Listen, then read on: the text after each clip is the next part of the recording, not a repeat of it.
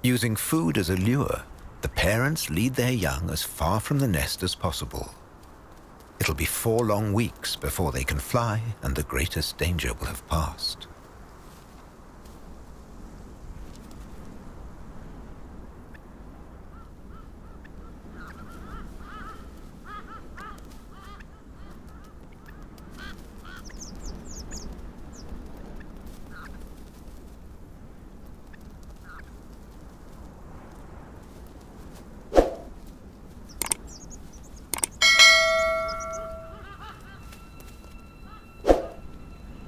The erosion of wind and weather has smoothed the summits of the volcanoes.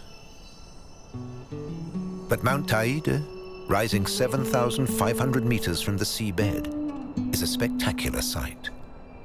El Taide, the 3rd highest island volcano in the world. It'll continue to grow as long as it stays active beneath the surface. Between the islands, there are deep underwater canyons.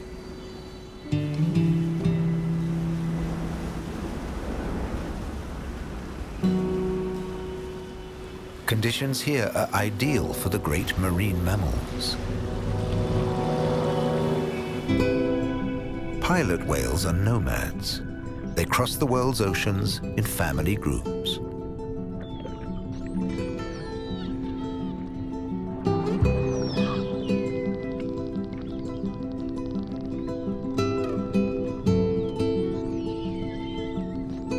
Each pod is led by a dominant male. His knowledge and experience decide the fate of his relatives. Some pilot whales have got used to the perfect conditions between the islands and stay here permanently.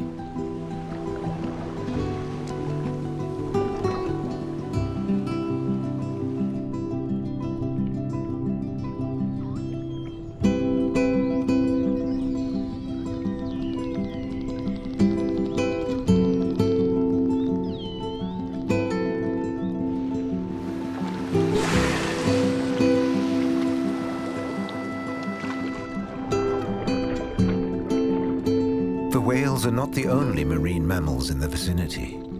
Common dolphins cruise the seas in search of rich fishing areas, constantly communicating with each other.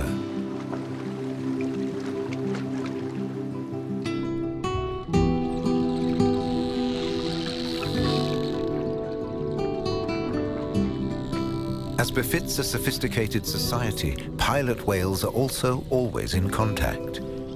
Each family has its own dialect that it uses to coordinate its movements over great distances.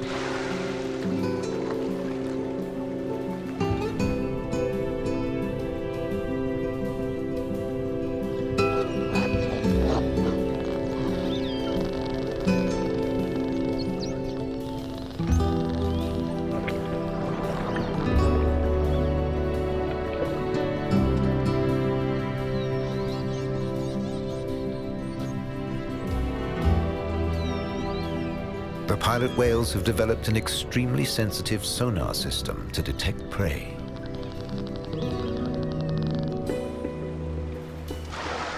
Although the whales spend much of their time on the surface, they mainly hunt large deep-sea squid. They can pinpoint their prey's location with great accuracy, even 800 to 1,000 meters below the surface.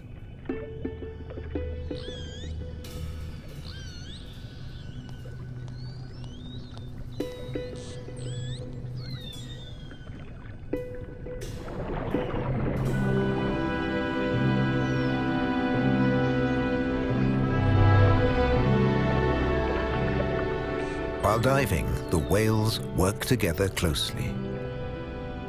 Once they vanish into the depths, their survival depends on their relatives.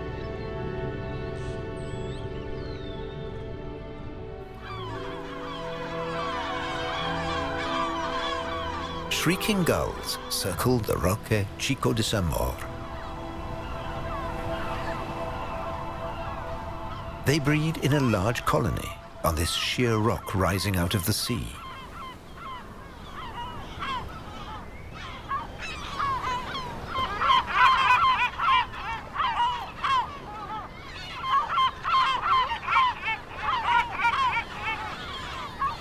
The chicks hide, only showing themselves when the parents arrive with fresh food.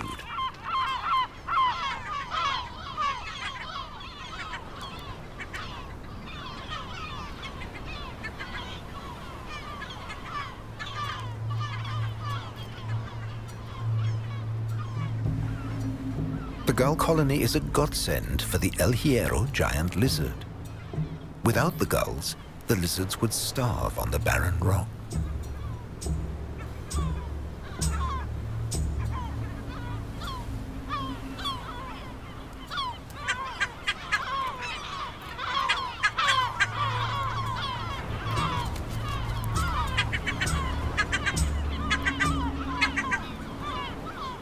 The chicks are clumsy and vulnerable.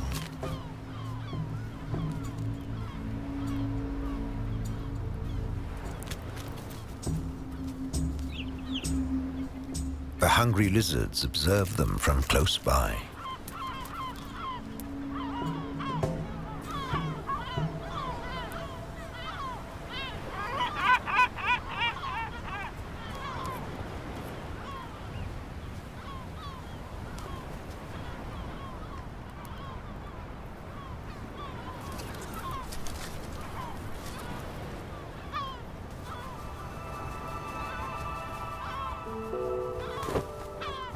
Every minute, more adult gulls take off from the rock and fly away.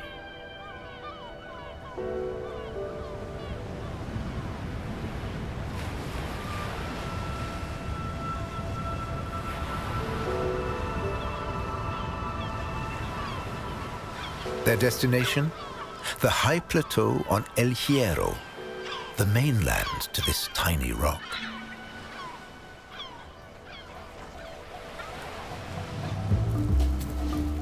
The plateau is home to a swarm of grasshoppers.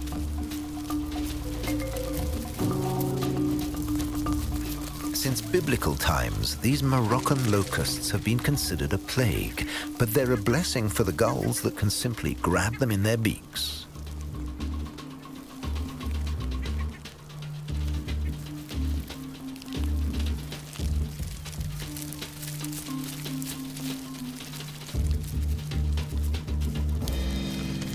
The great feast lasts a month, long enough to rear their young on nutritious insect protein.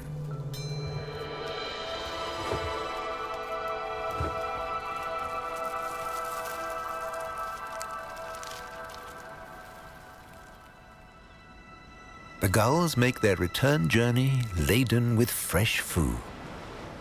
An ornithological airlift ensures the chicks on the rock never go hungry.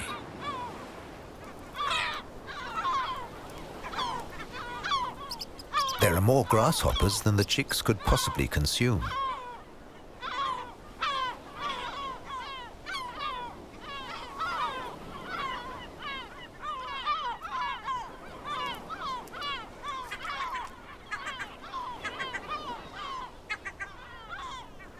Occasionally they'll have to wait.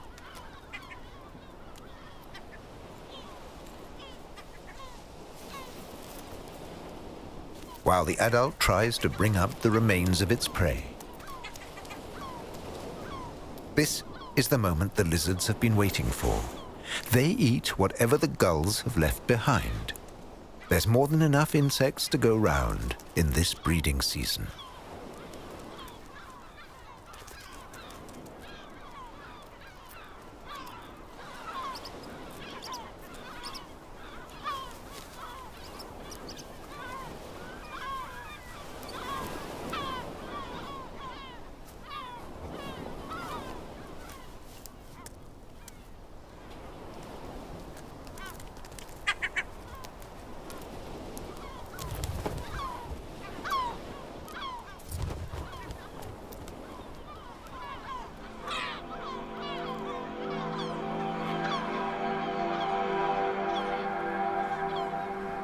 The excess protein helps the lizards see out the rest of the year and even breed.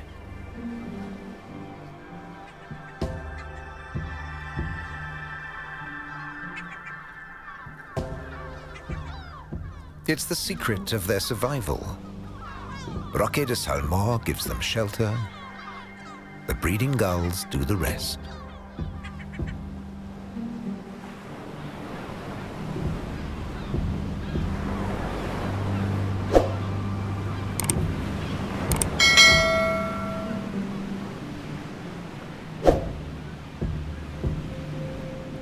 The Canary Islands are a small, fascinating world with an amazing range of climates, landscapes, and unique species.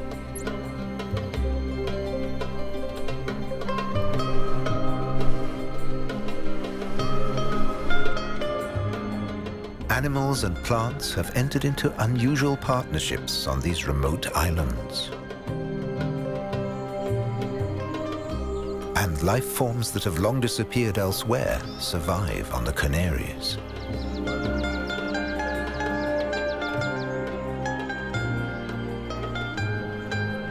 The entire archipelago is a confined world where one aspect of life depends on another.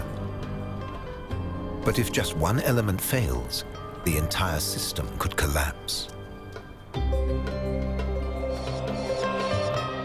If that were to happen, the Canary Islands would return to what they were millions of years ago, a barren volcanic desert.